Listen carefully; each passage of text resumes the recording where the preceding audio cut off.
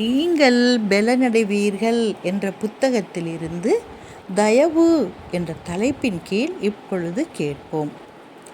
ஆவியின் கனியோ அன்பு, சந்தோஷம், சமாதானம், நீடிய பொறுமை, தயவு, நற்குணம், விசுவாசம், சாந்தம், இச்சையடக்கம். இப்படிப்பட்டவைகளுக்கு விரோதமான பிரமாணம் ஒன்றுமில்லை.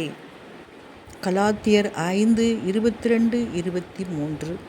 நமக்குள் வாசம் செய்யும் கிறிஸ்துவை நாம் பெற்றிருந்தால் வீட்டிலும் வெளிநாட்டிலும் கிறிஸ்தவர்களாக இருப்போம். கிறிஸ்தவனாயிருப்பவன் தன் உறவினருக்கும் தன்னுடன் தொடர்பு கொள்ளுகிற அனைவருக்கும் அன்பான வார்த்தைகளை வைத்திருப்பான். அவன் இரக்கமும் மரியாதையும் அன்பும் பச்சாதாபம் உள்ளவனாகவும் இருப்பான். மேலும் அவன் மேலோக குடும்பத்துடன் வாசம் செய்வதற்காக தனக்குத்தானே கற்பித்து கொள்ளுகிறவனாயிருப்பான். அவன் ராஜரீக குடும்பத்தின் அங்கத்தினன் என்றால் அவன் போகக்கூடிய அந்த ராஜ்யத்தை அவன் அடையாளப்படுத்துவான். அவன் தன் பிள்ளைகளிடம் தயவுடன் பேசுவான், ஏனெனில் அவர்களும் தேவனுடைய சுதந்திரவாளிகள், பரலோக பிரகாசத்தின் அங்கத்தினர்கள் என்பதை புரிந்து கொள்வான்.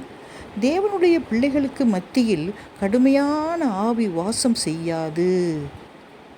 ஏனெனில் ஆவியின் கனியோ அன்பு, சந்தோஷம், சமாதானம், நீடிய பொறுமை, தயவு, நற்குணம், விசுவாசம், சாந்தம், இச்சையடக்கம்.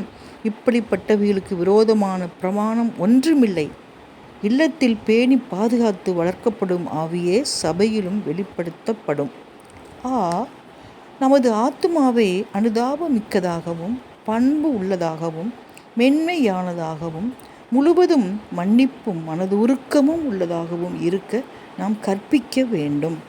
எல்லா மாயையையும் எல்லா மதீனமான பேச்சையும் கேலி மற்றும் பரியாசத்தையும் புறந்தள்ளுகையில் நாம் இறுக்கமானவர்களாகவோ அனுதாபமற்றவர்களாகவோ பிறருடன் பழகாதவர்களாகவோ மாறிவிடக்கூடாது. தேவனுடைய தோட்டத்தில் இருக்கும் நறுமணமிக்க மலரை போல மாறும் வரை தேவனுடைய ஆவியானவர் உங்கள் மீது வாசம் செய்ய வேண்டியிருக்கிறது. நீங்கள் மகிமையின் மேல் மகிமையும் குணத்தின் மேல் குணத்தையும் பலத்தின் மேல் பலனையும் பெற்று இயேசுவின் விலையேற பெற்ற சாயலை அதிகமாய் பிரதிபலிக்கும் வரைக்கும் நீதியின் சூரியனாகிய கிறிஸ்து என்ற வெளிச்சத்தை குறித்து தொடர்ந்து பேச வேண்டும். இவ்வாறு நீங்கள் செய்யும்போது பரலோக புத்தகங்களில் நன்றாய் செய்தாய் என தேவன் எழுதுவார். ஏனெனில் நீங்கள் இயேசுவை பிறருக்கு சுட்டி காண்பிக்கிறீர்கள். கிறிஸ்தவர்கள் கடின இருதயம் உள்ளவர்களாக, அணுகுவதற்கு கடினமானவர்களாக இருக்கக்கூடாது. நம்முடைய நடக்கையில் கிறிஸ்து பிரதிபலிக்க வேண்டும். மேலும் நாம் அழகான பரலோக பண்புகளை உடைய குணத்தை பெற்றிருக்க வேண்டும். தேவ பிரசன்னமானது எப்பொழுதும் நம்முடன் தங்கி தாபரிக்கும் பிரசன்னமாக இருக்க வேண்டும்.